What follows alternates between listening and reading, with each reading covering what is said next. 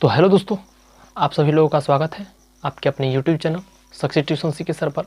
दोस्तों मैं हूं चंद्रफूल सर और आज का इस वीडियो में लेकर के आए गए हैं बेहद खास, यानी जो आज का जो वीडियो है आपके लिए बेहद ही महंगा वीडियो होने वाला है, क्योंकि इस वीडियो को दोस्तों देखना नहीं भूलिए, यानी शुरू से लेकर अंत तक जरूर इस वीडियो को देखिए। बिल्कुल, तो चलिए दोस्तों देखते हैं आज जो भी है बहुत ही खास वीडियो होने वाला है, तो इस वीडियो को ज़रूर देखिए, शुरू से अंत तक देखिए। और हाँ, इस तरह के और वीडियो चाहिए आपको तो इस चैनल को लाल बटन को दबा के ज़रूर सब्सक्राइब कर लीजिएगा तथा बेल आइकन को भी दबा दीजिए। और तो चलिए आज का जो क्लास है स्टार्ट करते हैं। देखिए, सबसे पहले मैं बताना चाहूँगा वेक्टर से किस तरह से प्रश्न आते हैं। तो वेक्टर से दोस्तों इस तरह का प्रश्न पूछा जाता है। देखिए, पूछता है I dot J, J dot के डॉट आई, इस तरह से बराबर में क्या होगा। कभी कभी पूछेगा I dot I, J dot J और के डॉट के बराबर, इसके बराबर पूछेगा। तो आपको मैं बताना चाहूँगा कि जब डॉट प्रोडक्ट रहेगा तो उसमें मात्र दो परिणाम मिलेंगे हमें। जब डॉट प्रोडक्ट रहेगा तो उसमें दो परिणाम मिलेंगे, या तो ज़ीरो या तो वन, या तो ज़ीरो या तो वन। तो अब ज़ीरो कब होगा और वन कब होगा। तो देखिए, जब एक समान जाति के रहेगा, यानी जब एक समान जाति का रहेगा तब पावर उसका बढ़ जाता है। जैसे मान लीजिए जब समान जाति में, यानी जब समान जाति मिलता है तो उसका पावर क्या हो जाता है, बढ़ जाता है। और यहाँ देखिए असमान, यानी कि एक आई है तो एक जे है तो इसका पावर कम हो जाएगा। तो कम होने का मतलब हम लोग जीरो तुलना से करेंगे, यानी उसका तुलना जीरो से करेंगे। देखिए यहाँ माने असमान जाति है और डॉट प्रोडक्ट, तो डॉट प्रोडक्ट में मात्र दो परिणाम, जीरो या तो वन। तो जीरो कब, जब असमान जाति रहेगा। जैसे यहाँ देखिए असमान जाति है तब पावर घटबे न करेगा, तो इसका मान जीरो, इसका भी मान जीरो, इसका भी मान जीरो। अब यहाँ देखिए समान जाति के है और डॉट प्रोडक्ट है तो इसका पावर बढ़ जाएगा। तो बढ़ने का मतलब कि वन, वन तक बढ़ेगा, यानी इसका मान वन, इसका मान वन, इसका मान वन। दोस्तों ये पूछता है। अब क्रॉस में किस तरह से पूछता है, बहुत इंपॉर्टेंट है। अब देखिए क्रॉस में तो आई क्रॉस जे, जे क्रॉस के, जे क्रॉस के और के क्रॉस आई, इस तरह से पूछेगा। किसके बराबर क्या होगा, हो सकता है जे क्रॉस आई, यहाँ पूछ देगा के क्रॉस जे, और यहाँ पूछेगा आई क्रॉस के। अब देखिए यहाँ पर दोस्तों इसके बराबर क्या होगा ये पूछ सकता है। हो सकता है कि आई क्रॉस आई, जे क्रॉस जे और के क्रॉस के, इसमें क्या होता है।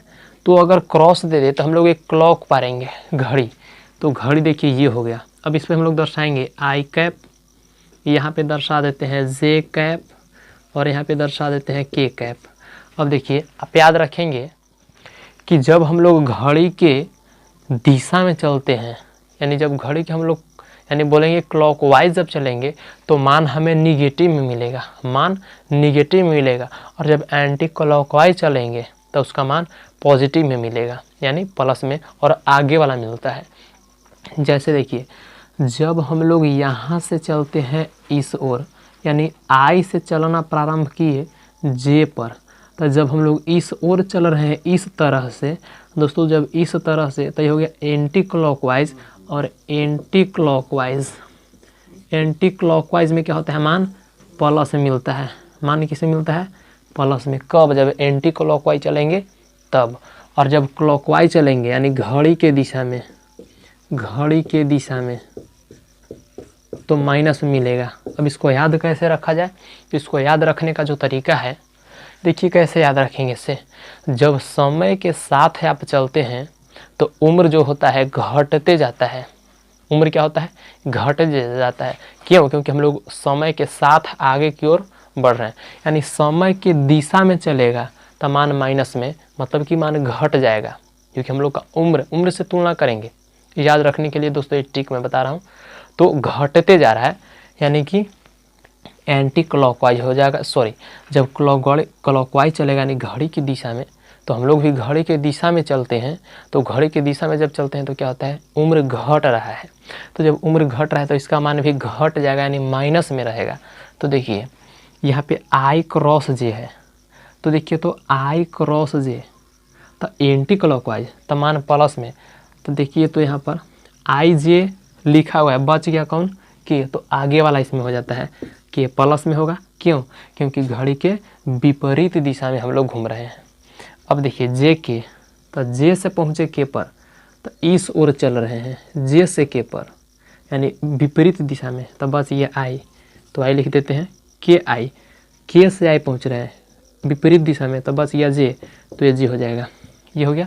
अब देखिए ये क्या है, जे आई, तो जे से आई पहुँच रहे हैं। अब देखिए दोस्तों जे से आई पहुँच रहे हैं, जे से आई यानी यहाँ से लेकर के यहाँ तक हम लोग पहुँच रहे हैं।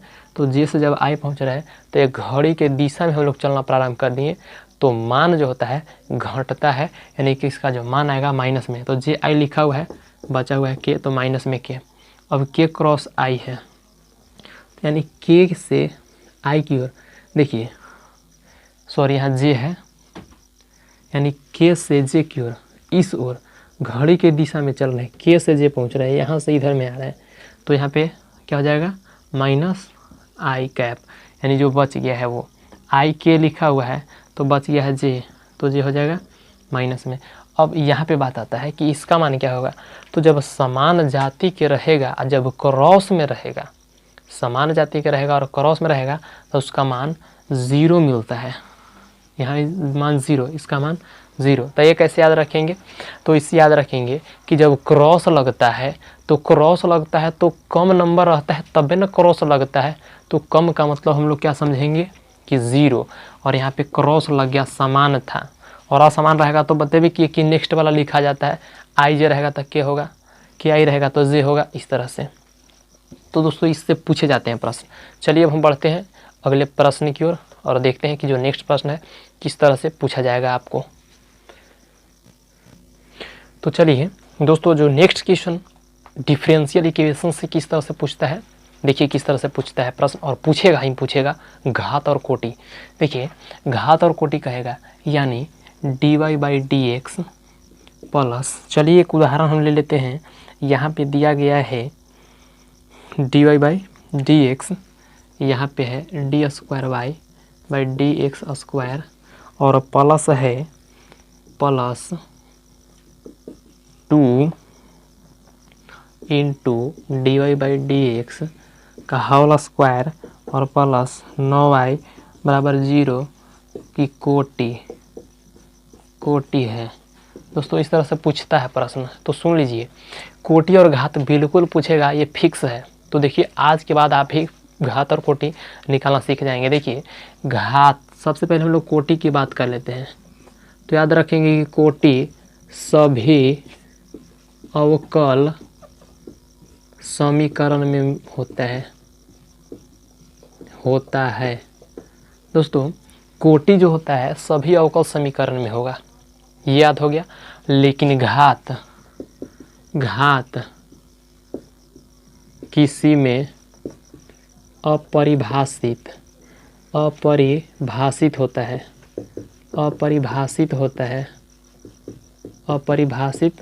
है।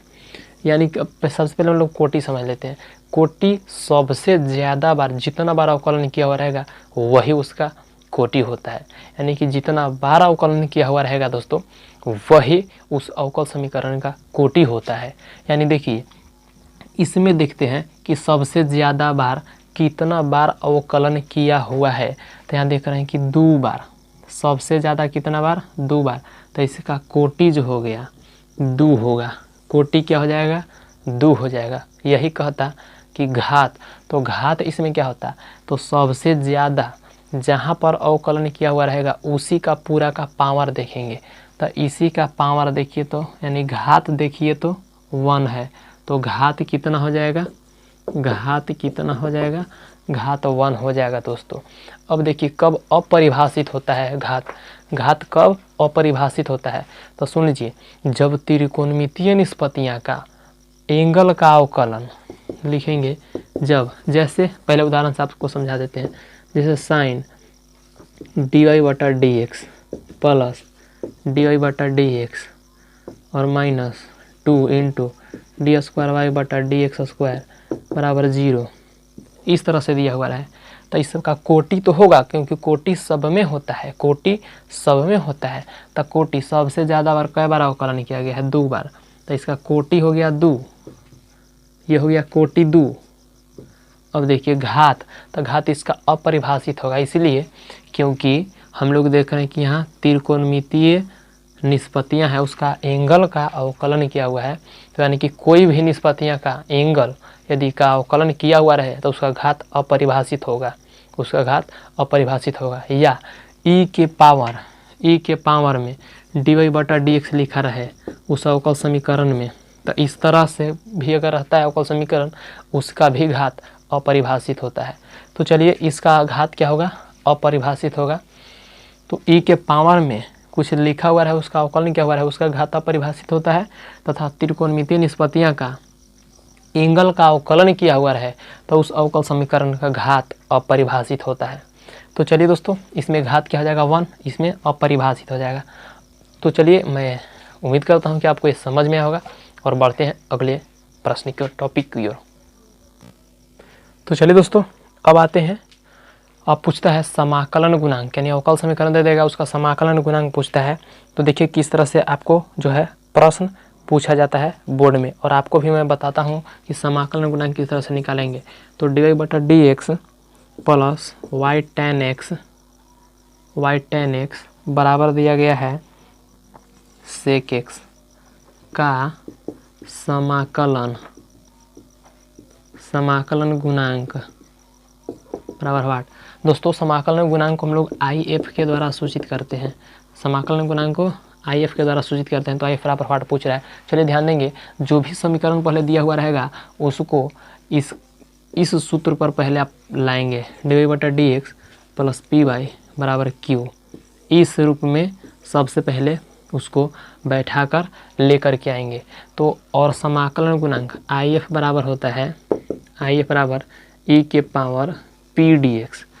देखिए तो जब इस रूप में रहेगा तब पी के मान आप निकाल लेंगे, और ई रहता है तो ई के पावर में पी डी एक्स होता है, बस इस पर बैठा के आप हल कर लेंगे। तो जैसा कि देखिए ई के पावर पी, तब पी का मान हम लोग यहाँ से निकालेंगे, तो वाई के छोड़ के जो भी बचता है वो किसका मान होता है? तब पी का मान होता है। तो यहाँ से पी का मान हमें कितना मिल जाएगा? तो पी का मान tan x मिल जाएगा, tan x। तो यहाँ पे रख देंगे tan x dx।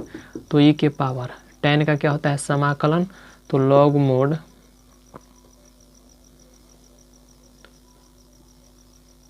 tan का क्या होता है? समाकलन log मोड cos x या sec x, चलिए लिख देते हैं sec x। तो sec x होगा तो प्लस में होता है। अब देखिए, अब आपको पता होगा कि जब हम लोग इसका समाकलन हो जाएगा ई के पावर log sec x। अब हम लोग जब समाकलन गुणांक निकालते हैं तो हम लोग c नहीं लिखते हैं। तो अब देखिए इसका गुण है कि जब e के पावर log fx आ जाए, log fx आ जाए, तो e जो बराबर होता है केवल fx के बराबर होता है, यानी कि e के पावर log x जो रहता है वो हट जाता है। तो यहाँ पे क्या हो जाएगा? e के पावर log x हटेगा कब? जब log साथ में आएगा तब ही हम लोग इस नियम को पालन करेंगे। तो यानी कि किसके बराबर हो जाएगा? sec x के बराबर हो जाएगा, यानी कि इसका जो समाकलन गुणांक होगा sec x होगा। ये सही आंसर है। चलिए दोस्तों, तो जैसा कि मैंने बोला था कि इस वीडियो में मैं आपसे एक प्रश्न पूछूंगा जिसका जवाब आप हमें कमेंट में देंगे, और मैं उस कमेंट का, आपका जो कमेंट रहेगा उसका मैं इंतज़ार करूंगा। तो चलिए, आपके लिए जो प्रश्न था ये था कि dy बाई डी एक्स, यही है प्रश्न आपके लिए, dy बटा डी एक्स दोस्तों, dy by D X plus Y by X बराबर एक्स स्क्वायर का समाकलन गुणांक क्या होगा, यही आपका प्रश्न है। और समाकलन गुणांक मैंने इसके पहले बनाना आपको मैं सिखा दिया हूँ, तो आप हमें इसका जो कमेंट है ज़रूर बताएं। तो चलिए दोस्तों, मैं आगे लेकर के चलता हूँ। तो जो नेक्स्ट जो आते हैं, देखिए पूछ देता है कि साइन इनवर्स साइन 3π/4 का मुख्य मान, या केवल हल पूछ देगा, का हल है। तो देखिए क्या करना है, साइन इनवर्स है तो लिख देते हैं साइन इनवर्स इंटू साइन, इसको एक बार चेंज कर दीजिए तो पाई माइनस π/4 करेंगे तो 4 गो में से एक चला जाएगा तो 3π/4 आ जाएगा। दोस्तों एक बार ज़रूर इसको चेंज करना है और इस तरह से चेंज करना है कि उसके मान में भी कोई परिवर्तन ना हो। अब sine inverse into sine pi घटाओ थीटा बराबर क्या होता है, साइन थीटा। अब साइन इनवर्स साइन कटेगा तो बच गया π/4। यही आपका दोस्तों आंसर हो गया। चलिए तो बढ़ते हैं नेक्स्ट प्रश्न की ओर, देखते हैं कि नेक्स्ट जो प्रश्न है किस तरह से आपको बोर्ड में आएगा से।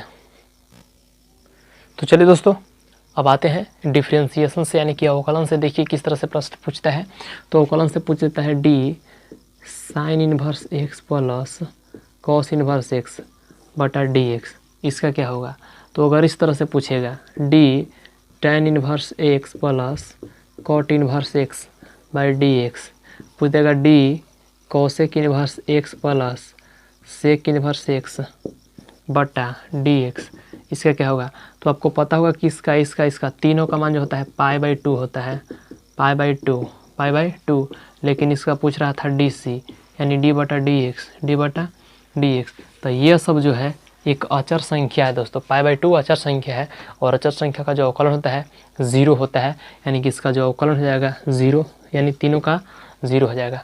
तो सिंपली उसमें जो 0 ऑप्शन होगा उस पर टिक कर लेंगे। कभी कभी किस तरह से प्रश्न पूछता है ये देख लीजिए। तो दोस्तों यहाँ पे पूछता है, मान लेते हैं कि यहाँ दे दिया 20x² डी बटा डी एक्स। तो हम लोग क्या करेंगे, इसमें सबसे पहले जो भी अचर संख्या रहता है उसको हम लोग अवकलन चिन्ह से बाहर निकालते हैं, यानी dx²/dx। अब क्या करेंगे, 20 गुने पावर को सबसे पहले आगे लाएंगे और एक घटा देंगे पावर में, तो लिख भी सकते हैं वरना भी लिखेंगे। तो 20 गुना 40x, यानी कि इसका जो अवकलन होगा ये हो जाएगा 40x। तो यदि इस तरह से प्रश्न आते हैं तो आप उसको हल कर लेंगे। तो चलिए नेक्स्ट जो किस तरह से पूछता है, वेक्टर से भी कुछ बता देते हैं अभी। देखिए कभी कभी क्या होता है, दिया हुआ रहेगा बिंदु, केवल आपको क्या दिया हुआ रहेगा दोस्तों, बिंदु दिया रहेगा 2, 3, 4 का स्थिति सदिश पूछता है, स्थिति सदिश। सुन लीजिए, जो यहाँ पर दिया हुआ रहेगा, जो बिंदु दिया रहेगा उसके साथ, यानी पहला के साथ में आई कैप लगाएंगे, दूसरा के साथ में जे कैप लगाएंगे और तीसरा के साथ में के कैप लगाएंगे और बीच में प्लस केवल दे देंगे, यानी कि हो जाएगा 2i cap plus 3j cap plus 4k cap. यही हो गया स्थिति सदिश। यही क्या हो गया, स्थिति सदिश। दोस्तों यदि यहाँ जी हो रहेगा -1, 4, -2 का स्थिति सदिश क्या होगा, स्थिति सदिश क्या होगा। तो देखिए इसके साथ में आई कैप तो -i cap plus 4j cap, यहाँ माइनस है तो माइनस हो जाएगा और 2k कैप। यही होगा इसका स्थिति सदिश। तो उससे यदि स्थिति सदिश पूछता है तो उस तरह से आप हल कर लेंगे। चलिए बढ़ते हैं नेक्स्ट प्रश्न की ओर। दोस्तों जो नेक्स्ट प्रश्न किस तरह से पूछता है, यानी दो बिंदु दे देगा, जैसे देखिए 2, 3, 4 और 1, 2, 3 के बीच की दूरी पूछता है। तो बीच की दूरी पूछता है तो कैसे करेंगे, आपको दूरी सूत्र याद होगा 10th क्लास से, दूरी सूत्र याद होगा। तो देखिए इसको में से इसको घटा के, यानी 2 - 1 के होल स्क्वायर करना है और प्लस इसको में से इसको घटा लेना है, दूसरा के दूसरा से x y z x1 y1 z1। तो यहाँ पे अब y - y1 करना है तो क्या हो जाएगा 3 - 2 का होल स्क्वायर, फिर प्लस देना है। अब z - z1 यानी 4 - 3 के होल स्क्वायर, बस इसको हल कर देना है। तो 1 का स्क्वायर जोड़ 1 का स्क्वायर जोड़ 1 का स्क्वायर, यानी कि √3 हो जाएगा, यही दूरी निकल जाएगा। तो इस तरह से आपको हल कर लेना है। जैसे 3, 4 0 दे देगा और एक बिंदु दे देगा 3, 1, 2, इसके बीच की दूरी पूछता है तो रूट अंडर पहले करना है, इसके बाद इसको में से इसको घटा के होल स्क्वायर, तो 3 - 3 के होल स्क्वायर प्लस 4 में से 1 घटाना है तो 4 - 1 के होल स्क्वायर प्लस 0 में से 2 घटाना है तो 0 - 2 के होल स्क्वायर। अब केवल इसको हल कर देना है तो 3 में से 3 गया 0 प्लस 4 में से 1 3 जाएगा तो 3 का स्क्वायर, पहले रूट अंडर, अब यहाँ 2 का स्क्वायर कितना हो जाएगा 4, सब कुछ जोड़ देना है। तो देखिए 3 तिहाई 9 और 4 कितना हो जाएगा 13। यही दोस्तों √13 दूरी हो गया। तो चलिए मैं उम्मीद करता हूँ कि वीडियो आपको बहुत अच्छा लग रहा होगा। चलिए बढ़ते हैं नेक्स्ट प्रश्न की ओर। तो चलिए दोस्तों नेक्स्ट जो देखिए किस तरह से प्रश्न पूछता है, पूछेगा एक्स अक्ष की दिक को जया बराबर व्हाट। क्या होगा एक्स अक्ष की दिक को जया? ध्यान दीजिए, जिस अक्ष के दिक को जया कहेगा उसका मान 1 और बाकी यानी कि 3D में 3 अक्ष होते हैं एक्स वाई जेड यानी 3, तो एक्स वाई जेड होता है। तो सुन लीजिए, जिस अक्ष के पूछेगा उसका मान केवल 1, क्योंकि जिसका मानदान होता है, जिसका पूछताछ होता है, अब कोई बिना बुलाए ही पहुंच जाता है तो उसका मान कम होगा, और जिसको एक बुलाया जा रहा है ना, इनवाइट किया जा रहा है, उसका मानदान तो बढ़ा रहेगा ना। तो देखिए इसका पूछ रहा है कि एक्स अक्ष की दिक को जाए, तो जिसको पूछा जाए उसका मान बढ़ल रहेगा माने 1 और बाकी सब 0 0। यही दोस्तों दिक को जाया हो गया। अब यही पूछता वाई अक्ष की दिक को जाया, वाई अक्ष की दिक को जाया क्या होगा? तो वाई अक्ष को पूछा जा रहा है, बाकी किसी को नहीं। तो देखिए एक्स भी 0 होगा, वाई का मान होगा क्योंकि वाई को पूछा जा रहा है, और जेड को नहीं पूछा जा रहा है इसलिए ये 0 0 हो गया। अब यही कहता जेड अक्ष की दिक को जाया, जेड अक्ष की दिक को जाया। तो देखिए यहाँ पे क्या होगा, तो जेड को पूछा जा रहा है दोस्तों, जेड को पूछा जा रहा है, तो जिसको पूछा जाएगा उसका मानदान बढ़ जाता है, उसका वैल्यू बढ़ जाता है। यानी जेड को पूछा जा रहा था, जेड का मान 1 होगा, बाकी सब 0 0 होगा। और ये पूछता 1 नंबर फिक्स है। तो देखिए एक्स को नहीं पूछा जा रहा है 0, वाई को नहीं पूछा जा रहा है 0, जेड को पूछा जा रहा है, इसका मान 1।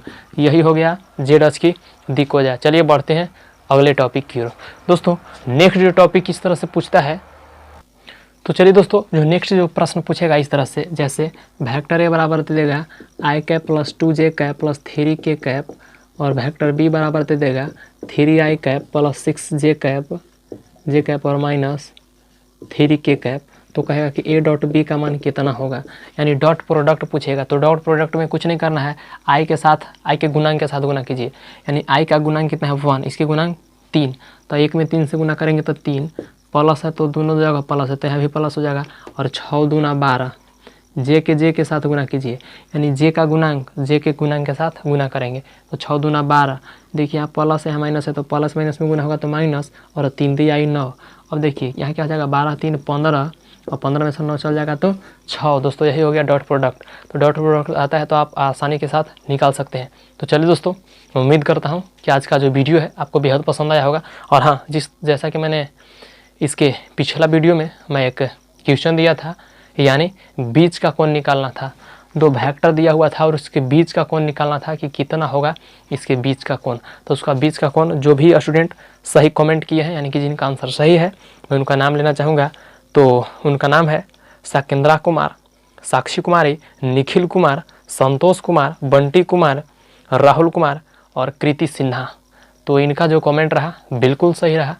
तो चलिए दोस्तों आज का ये सवाल जो पूछे हैं उसका जवाब आप भी दीजिए, और नेक्स्ट वीडियो में आपका भी नाम होगा। तो चलिए मैं उम्मीद करता हूँ कि आज का जो वीडियो है आपको बेहद खास लगा होगा, और ख़ास लगा है तो एक लाइक इस वीडियो को दोस्तों ज़रूर कर दीजिए, और चैनल को भी सब्सक्राइब कर दीजिए।